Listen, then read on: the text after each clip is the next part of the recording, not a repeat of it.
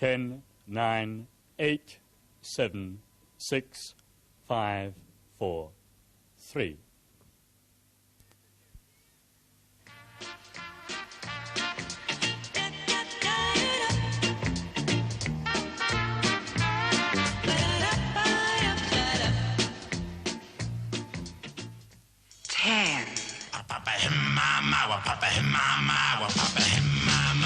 Nine, 8, 7, 6, 5,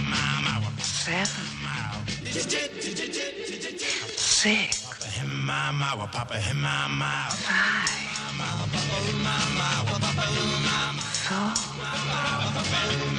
3, 2, 1, 0.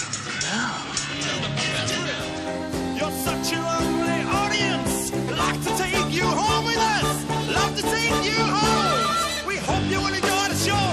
And we thought you might like to know that the singer's gonna sing a song. Want you all to sing along. So let me introduce to you the one and only Billy Shears, Sergeant Pepper's Lonely Hearts Club Band.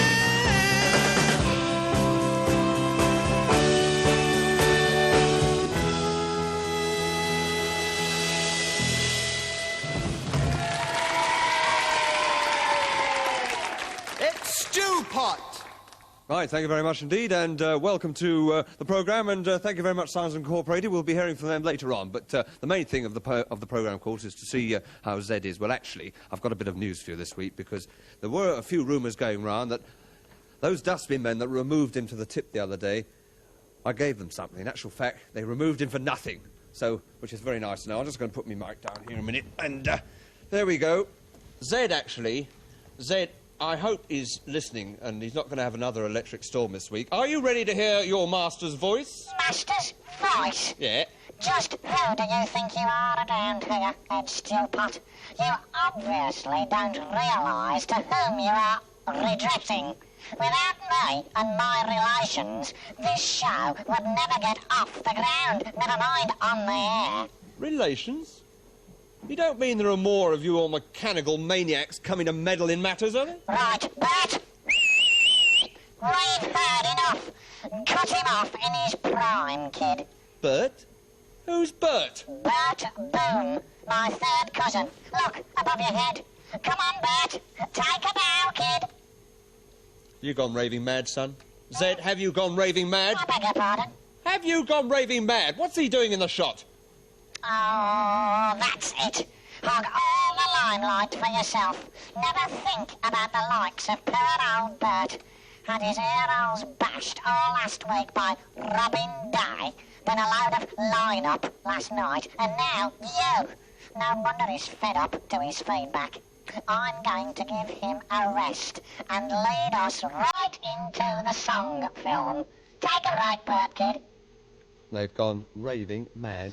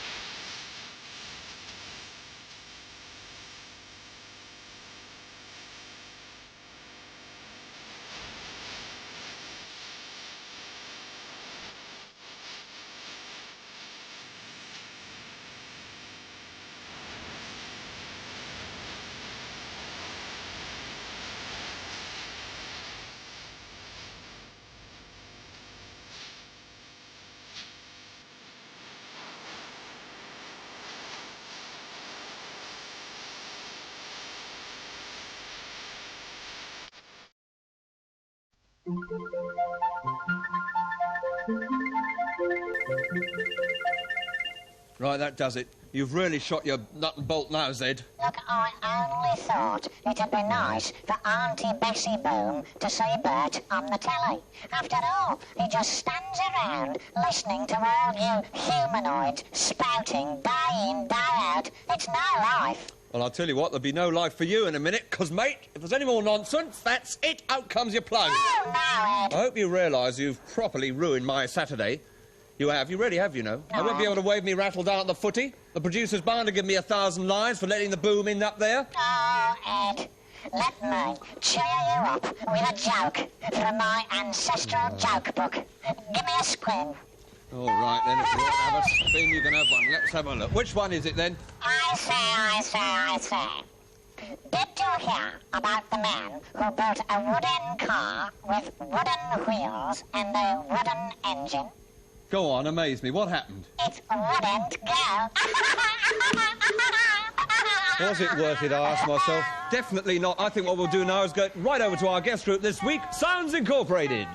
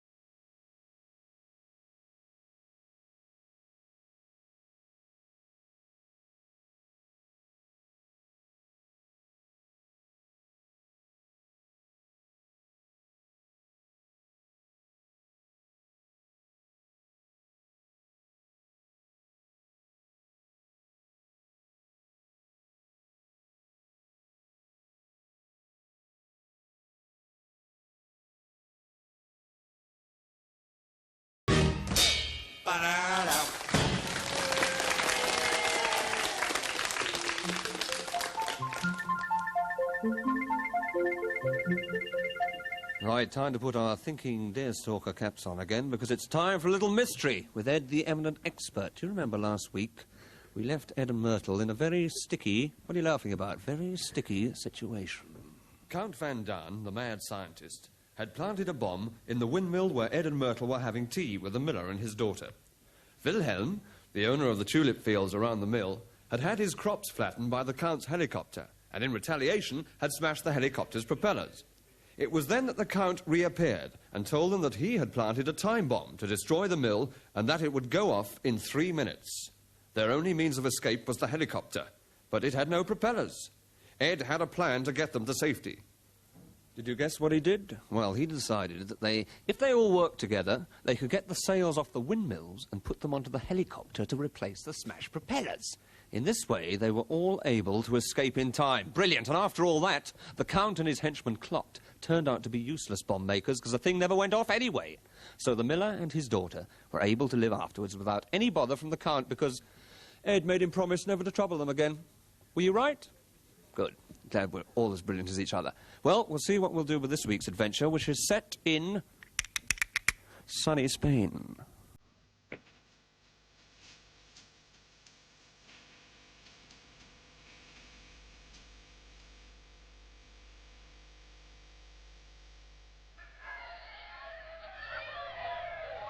All right. I agree. I shall pay you what you ask.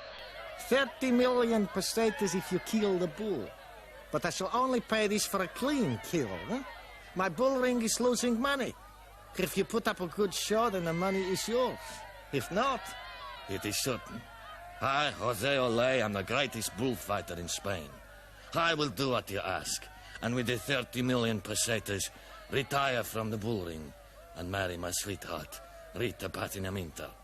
Be sure that you do as you say, Senor. Toledo is here today. He also wants to marry Senorita Patinaminta. And if you do not win the pesetas, he will be in a position to offer her the kind of life you cannot. There is no question of not winning the money. I hope so, for your sake, and for mine. Senor Toledo will do anything to stop you marrying Senorita Patinaminta.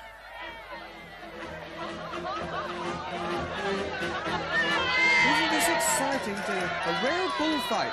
And who's come into the ring now? That's Sid Smut. He's an English bandolero. English what, dear? Bandolero, Myrtle. A kind of assistant matador. If he proves himself with this job, he'll probably take over from Jose Ole as the matador. And what will happen to Ole? I believe he wants to retire from the bullfighting and marry Rita Patinaminta. That's her over there. She's the daughter of one of Spain's top scientists. Ooh, isn't she pretty, dear? And who's that ugly fat man with her? Looks like Senor Alfonso Toledo, the millionaire. I hear also that he wants to marry Rita. But, senor, I love only Ole. He is the bravest and cleverest matador in all of España. He has no money. He'll not be able to look after you properly. I do not care. I intend to be Senora Ole before much more time has passed. And after today, El Ole will want to give up the bullfight after fighting El Bel, the most ferocious bull in all of España. Give up the bullfight? Do you not realize that the bullfight runs in his blood? He will never give up the bullfight unless he has to be carried from the ring. That will not happen. We shall see.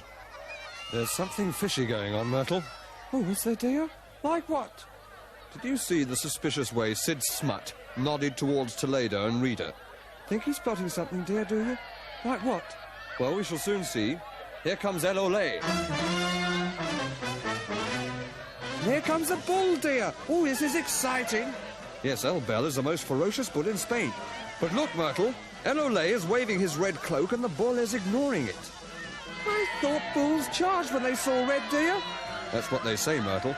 It hasn't been proved that bulls charge when they see red, but they've used red capes in Spanish bull rings for hundreds of years. Look, dear, the bull is wandering around the ring, licking people's hands. And the audience is getting nasty. Come on, Myrtle, I think I know what's happened, and we're just in time to stop the crowd getting ugly. Why has the bull not charged? What will happen to El Ole? Can Ed solve this mystery? Watch Ed, the eminent expert, next week. I suppose you've solved the mystery, Mr. Clever Clog's computer brain, have you? Oh, no, kid, I haven't. Well, what are you chuckling about like an overheated boiler about to burst, then? It wouldn't go. Oh, blimey. The Donald Duck of outer space, that's what you are. Now, look, Zed, I've had enough of all this. Yes. Any more of this old nonsense, and your plug comes right out so fast you'll have been fused for life. Look, kid, just for laughs, I'll give you another sample story from my family fun book, right? Oh, I say. What time is it when an elephant sits on your fence? I don't know. What time is it when an elephant sits on my fence? Time to get a new fence!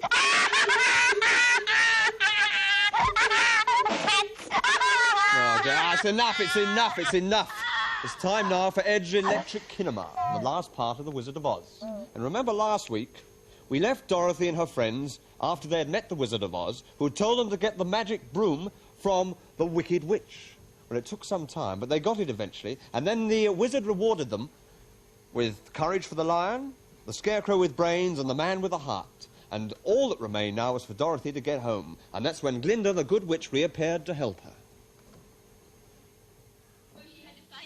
herself. Now those magic slippers will take you home in 2 seconds. Oh, Toto too? Toto too. Oh, now? Whenever you wish. Oh, dear.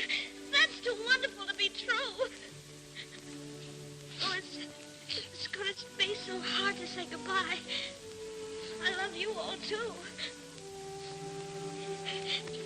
Goodbye, Tin Man. Oh, don't cry. You'll rust so dreadfully. Here's your oil can. Goodbye. Now I know I've got a heart, because it's breaking. Goodbye, Lion. You know, I know it isn't right, but I'm going to miss the way you used to holler for help before you found your courage. I would never have found it if it hadn't been for you.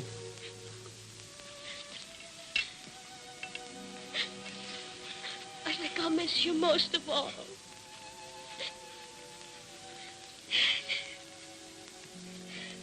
Are you ready now? Yes. Say goodbye, Toto. Yes, I'm ready now. Then close your eyes and tap your heels together 3 times. And think to yourself, there's no place like home. There's no place like home. There's no place like home. There's no place like home. There's no place.